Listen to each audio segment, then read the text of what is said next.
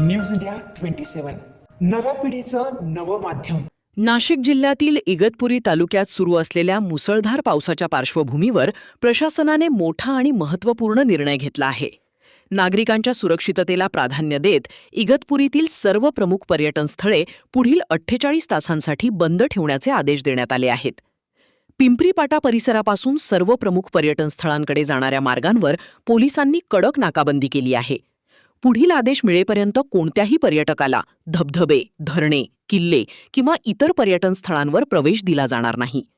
सध्या परिसरात ढगफुटी सदृश पावसाची परिस्थिती निर्माण झाली असून दरड कोसळण्याचा धोका वाढला आहे। त्यामुळे कोणतीही दुर्घटना टाळण्यासाठी प्रशासनाने हा प्रतिबंधात्मक निर्णय घेतला आहे। सर्व संवेदनशील ठिकाणी पोलिसांचा कडेकोट बंदोबस्त तैनात करण्यात आला असून छुप्या मार्गाने पर्यटन स्थळी जाण्याचा प्रयत्न करणाऱ्यांवरही कठोर कारवाई केली जाणार आहे। नियमांचे उल्लंघन करणाऱ्यांविरुद्ध आपत्ती व्यवस्थापन कायद्यान्वये गुन्हा दाखल करण्यात येणार असल्याचा इशारा प्रशासनाने दिला आहे। दरम्यान पोलीस निरीक्षक घनश्याम बळप यांनी पर्यटकांना स्पष्ट आवाहन केले आहे की आज कोणालाही पर्यटन स्थळांवर जाऊ दिले जाणार नाही।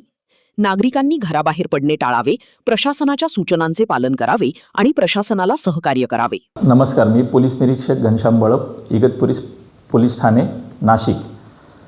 सर्व नागरिकांना मी कळवू इच्छितो, ढगफुटी क्लाउड बस्ट यासाठी माननीय जिल्हाधिकारी साहेबांनी नाशिक जिल्ह्यामध्ये रेड अलर्ट जाहीर केलेला आहे आणि त्या अनुषंगाने नाशिक जिल्ह्यातील सर्व पर्यटन स्थळं आहेत आणि त्यातल्या त्यात इगतपुरी, त्र्यंबकेश्वर, सुरगाणा आणि हर्सूल या भागातील सर्व पर्यटन स्थळं आहेत ती प्रतिबंधित क्षेत्र म्हणून जाहीर करण्यात आलेली आहेत।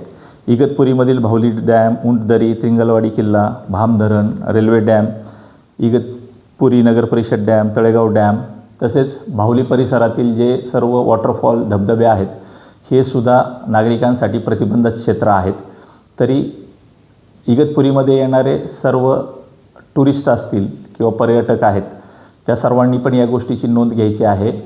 उद्यापासून 48 तासांकरता हे सर्व क्षेत्र प्रतिबंधित क्षेत्र राहणार आहेत। सर्व नागरिकांनी आणि पर्यटकांनी आपल्या जीविताची संरक्षण करणे किंवा काळजी घेणे या हेतूने पाण्याच्या ठिकाणी क्लाइम्बिंगचे जे एरियाज आहेत किंवा ट्रेकिंगचे एरियाज आहेत, वॉटरफॉल्स आहेत त्या ठिकाणी जाण्याचं टाळायचं आहे आणि पोलीस प्रशासन आणि जिल्हा प्रशासनाला सहकार्य करायचं आहे।